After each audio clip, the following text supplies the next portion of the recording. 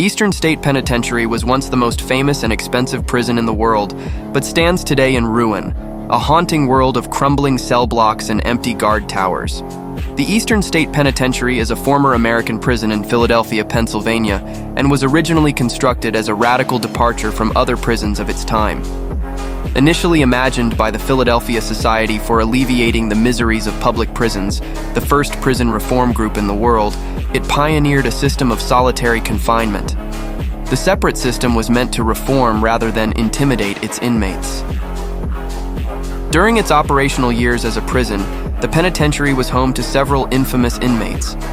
Its most well-known prisoner was Al Capone, America's most famous mobster, who was sentenced to 8 months at Eastern State. Another famous prisoner was bank robber Willie Sutton, who spent 11 years at Eastern State. In 1945, he was one of 12 prisoners who escaped the prison via an underground tunnel that stretched for nearly 100 feet.